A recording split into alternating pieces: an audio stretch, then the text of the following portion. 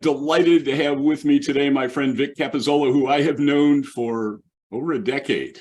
And I think Vic is one of the smartest people when it comes to managing treasury management teams and also coaching bankers on how to do what is today a challenge for a lot of community and regional banks, which is capture more operating business, deposit accounts from businesses of all sizes, which is the topic we're going to be focusing on today. So Vic, welcome. Thank you for joining me.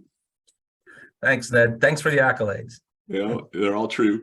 Tell people a little bit about your current role at TriState Capital Bank, because it's an interesting role when it comes to the topic we're going to be talking about. Sure. So again, I'm Victor Cappozzolo. I'm the Senior Vice President, Treasury Management, Sales and Strategy here at TriState Capital Bank. We're a $16 billion bank based in Pittsburgh, select corporate offices in New York City, New Jersey, Philadelphia, and Cleveland. My line of business is national. We are a little bit unique as far as a commercial bank where we are branchless. So we are driven by corporate deposits, which I'm a big part of. And also the bank itself is really driven through the treasury management business to secure funding for all of our lending. So the lending that we do, traditional middle market C&I, commercial real estate, secure portfolio lending for high net worth clients. And the last line of business on the liability side of the balance sheet is the treasury and liquidity solutions, and that's where I belong. So with that as background, and you have also worked in a number of regional banks and have seen a lot of different things going on. How did we get where we are today with so many banks really struggling with this issue of capturing business deposits? Yeah, so I guess, Ned, we'll just look at the most recent history. I think, again, there's always been a push to drive outstandings from a lending perspective. Mm-hmm. I don't want to say deposits can become an afterthought, but as you know, the majority of relationships in the banking sector are driven by loans. So that's, I think, where a lot of the focus was. I think secondly was with the rate environment that was prior to where we are now, the last few years, or actually looking back for a very long time, it's been pretty close to zero. So there wasn't a lot of move on deposits. Funding was relatively cheap. There was a lot of liquidity into the system.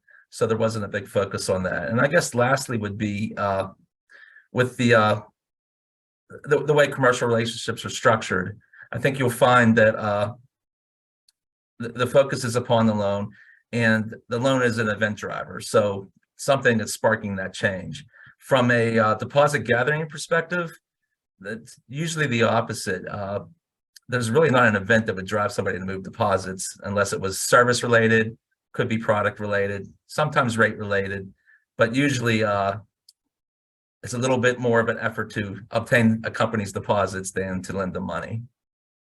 I think that's absolutely true. And as you say, for the last several years anyway, maybe more than several, the whole focus of a lot of my bank clients has been generate loans, and deposits has really not been a topic for conversation. It is today.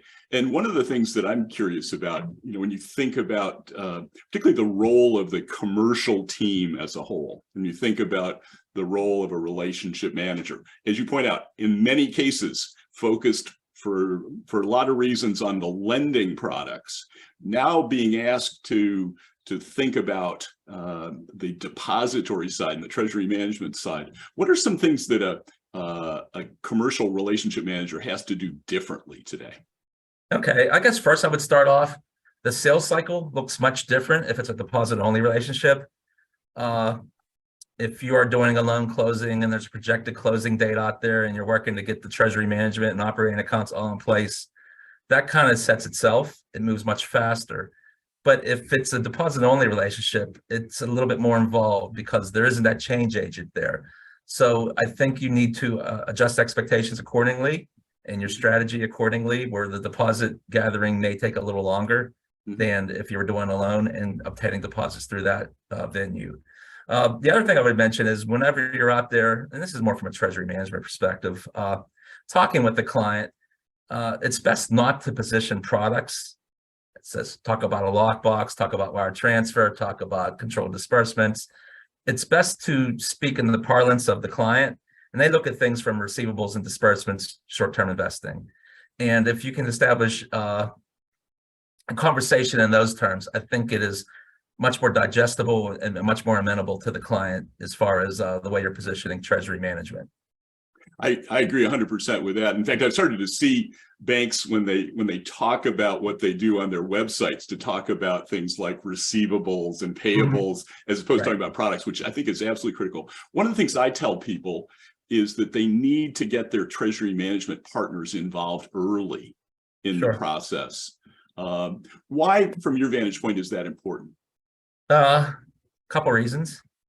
First is if you can imagine the conversations you have with the company as you're doing the loan closing, gathering information, documentation, working with lawyers and so forth, and you get that loan closed, that's a big milestone for both the bank and the company. If treasury management or anything else at that point wasn't introduced or engaged during the process, you kind of lose all the momentum at that point. And at that point, you were kind of starting from scratch again and talking about deposits, and think about the deposits you could have lost for 6 to 12 months if you didn't do it during the phase of the loan where you could have been building out the implementation for your deposit products. I guess the second thing I would mention too with that is when you're out there and you're doing a loan, just represent the entire bank. So I would treat deposits and lending equally, and just make sure that that you're positioning a relationship and not just the loan. I've seen statistics, 2/3 of companies who move their credit relationship fully anticipate and expect to move their depository relationship. Of course, if they're not asked, they're not going to do it, but the expectation is there. So don't take that for granted. Just make sure that's an understanding that this is a comprehensive bank relationship, and we're not just out there providing credit for you.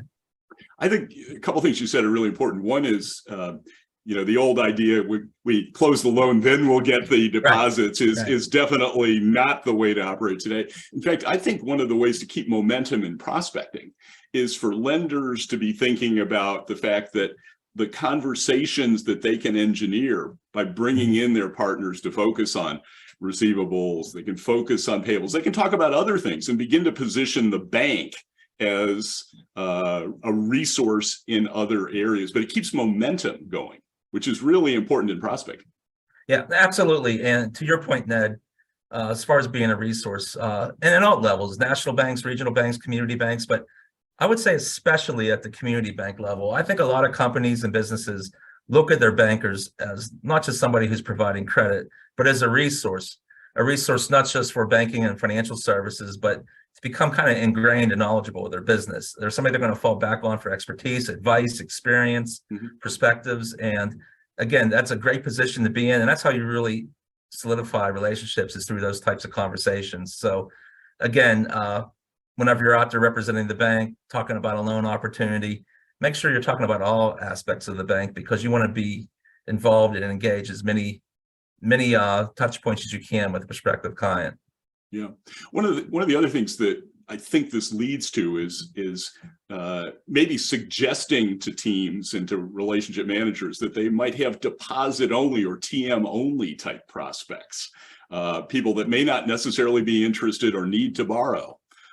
What's been your experience? Are there some areas where people ought to at least think about opportunities in their markets? Yeah, there are, Ned. And just for reference, here at our bank, within treasury management, I would say roughly 75 to 80% of our deposits have no credit relationship.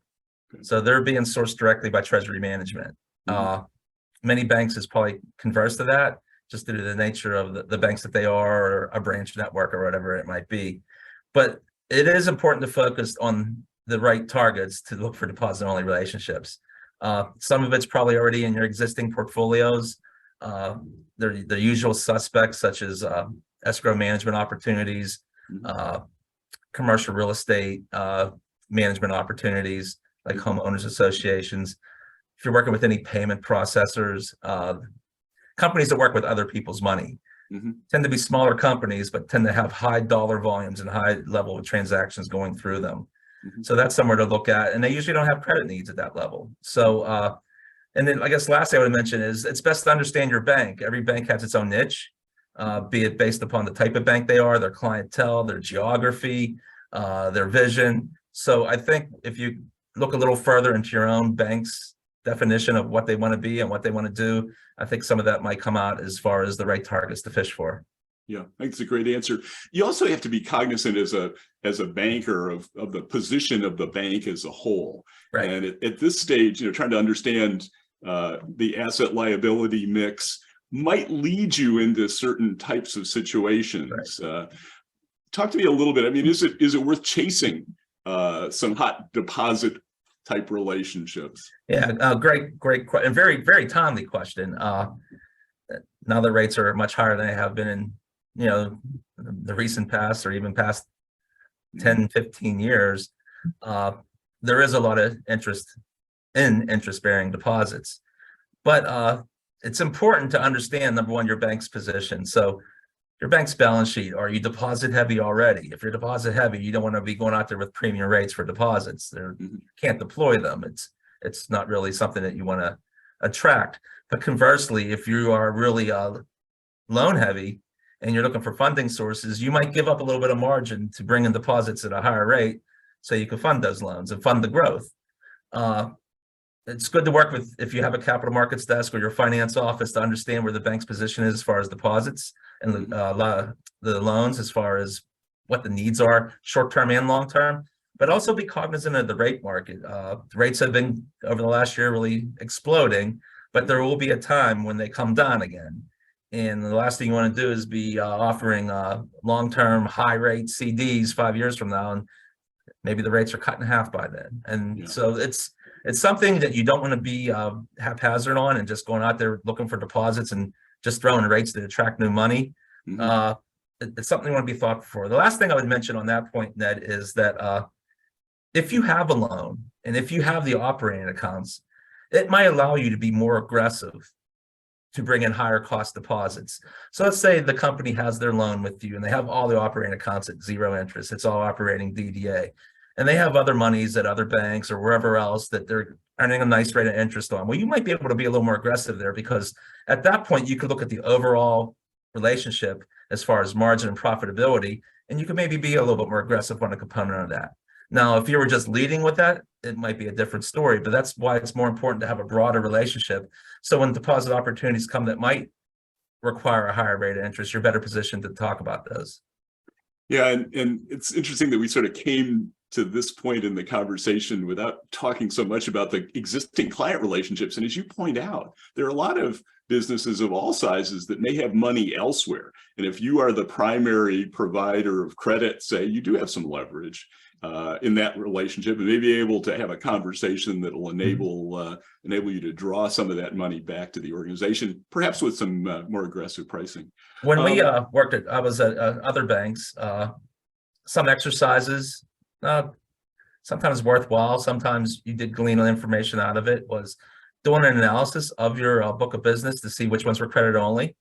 And also, if you're doing a loan, you have your company's financial statements, and you could see cash on the balance sheet. And if there's a big number there and you don't have it, you know it's somewhere else. So maybe taking a look at your company's financial statements, even while you're doing the loan, or even if you're doing a renewal, whenever you have an opportunity, have a credit analyst, have somebody look at that to compare what the cash on the balance sheet is to what you actually have in your accounts today.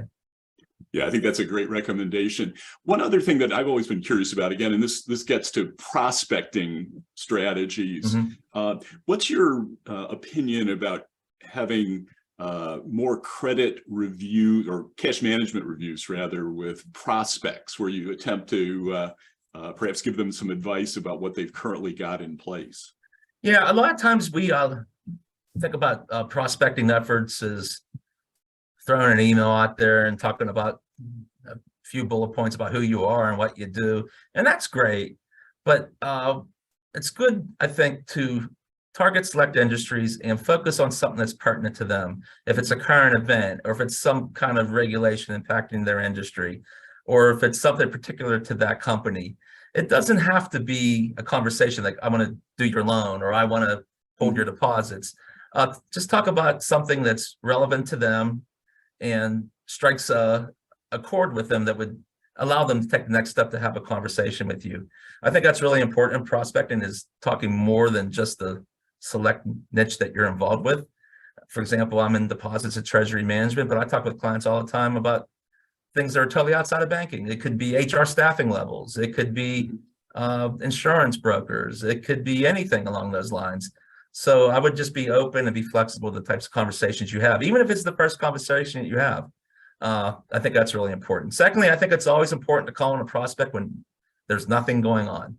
A lot of times there's blood in the water, and a loan's coming due in 3-6 months, and the sharks are circling because they know there's an event coming up.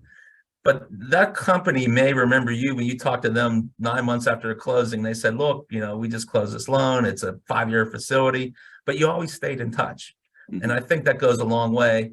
If something happens before the event, you never know, but you're always front of mind. And when something does come up, you got to see at the table then, because you've always been engaged with them and not just a person that came as far as being a fair weather fan, for lack of a better word. Great advice. Vic, thank you again for spending time with us. This NedTalks, should have been the Vic Talks, I think, because it was a lot of good insights from you. But thank you again for joining us. All right. Thanks, Ned. Really appreciate it.